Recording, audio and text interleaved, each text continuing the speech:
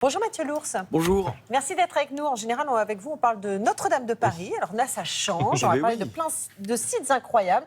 Vous êtes historien du patrimoine. En fait, il y a différents classements de l'UNESCO. On a toujours du mal à s'y retrouver, je trouve. Qu'est-ce que celui-ci et pourquoi est-ce qu'il existe en fait? Alors, le Comité du patrimoine mondial classe deux types de sites. Oui. Les sites culturels, les sites naturels. Et puis D'accord. ensuite, d'un autre côté, il y a le classement du patrimoine immatériel. Voilà, avec la baguette de pain. Exactement, tout ce que les cultures du monde peuvent offrir finalement, Ok. qui relève des pratiques, des traditions, etc. Et là, on parle de quoi alors? Alors là, on parle du patrimoine culturel, c'est-à-dire de l'architecture, du grand décor, de tout ce qui finalement témoigne, et je reprends les termes du comité, de l'excellence et de l'universalité d'un monument. Okay. Donc, cette semaine, il y a 30 sites qui vont savoir s'ils intègrent ou non ce palmarès de l'UNESCO. Et parmi eux, il y a 2 sites français. Lesquels?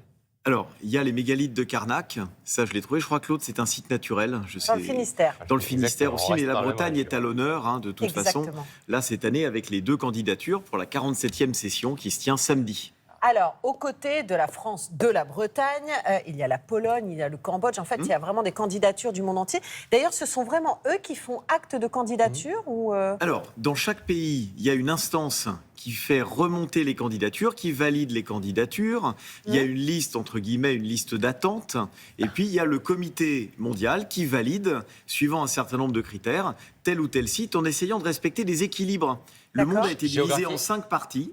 Et il faut arriver à compenser, parce que le premier classement date de 1972, et dès 1983, on s'est rendu compte que l'Europe était Ouais. quasiment hégémonique. Ouais, Et je donc, comprends. on essaie maintenant de répartir de manière équitable à l'échelle de la planète. D'accord. Mais c'est vrai que parfois, si on aime tel ou tel site, c'est un peu subjectif. Est-ce qu'il y a des critères très précis pour être désigné? Alors, il y a des critères. Donc, il faut, d'une part, qu'on ait quelque chose de l'ordre de l'excellence, qu'on ait quelque chose qui parle à l'humanité entière, qui ne soit pas seulement un repli identitaire sur telle ou telle culture. Donc, ces critères-là sont évalués. Et puis, alors, il peut y avoir des entrées, il peut y avoir des sorties, il peut y avoir... On peut sortir du palmarès. Ah oui, ça, c'est oui, Mais oui, là. pourquoi? Ah bah, par exemple, la vallée de l'Elbe en Allemagne avait été classée en 2004. En 2009, un grand pont autoroutier qui vient balafrer la vallée. Et en 2009, exit la vallée de l'Elbe. Ah oui. Ou alors Oui, ça, en je Géorgie, comprends. une cathédrale qui a été restaurée en béton armé. Déclassée. Voilà, déclassée aussi. Alors, c'est ça qui est intéressant, c'est qu'on peut entrer, on peut sortir. On va parler maintenant des avantages et peut-être, je ne sais pas, hein, des inconvénients.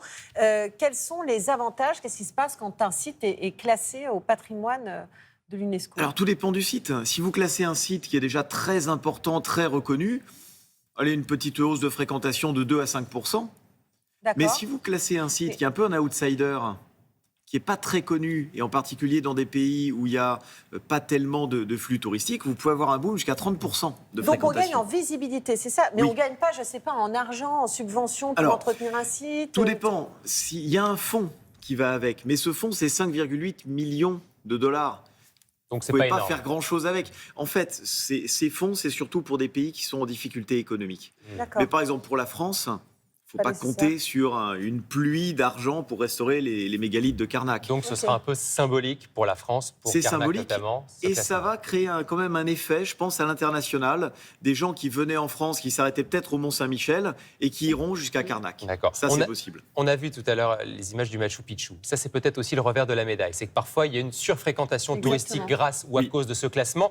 Et là, ça peut détériorer le site. On n'est pas capable d'accueillir des millions de touristes. Alors, ça dépend où, ça dépend comment, ça dépend pourquoi.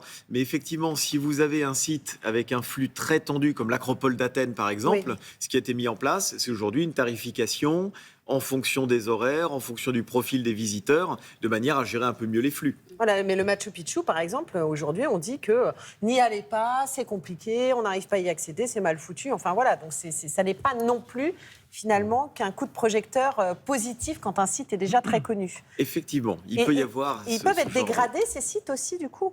Alors ça, c'est à chaque pays de gérer son affaire. D'accord. Le seul problème, c'est qu'il faut faire attention à la démocratisation du patrimoine. Si la seule réponse est de dire on va augmenter les tarifs de manière à n'avoir qu'un type de public, ça veut dire qu'on va grosso modo filtrer sur des critères financiers. Il faut faire attention de garder quand même ce libre accès, même s'il y a une liste d'attente.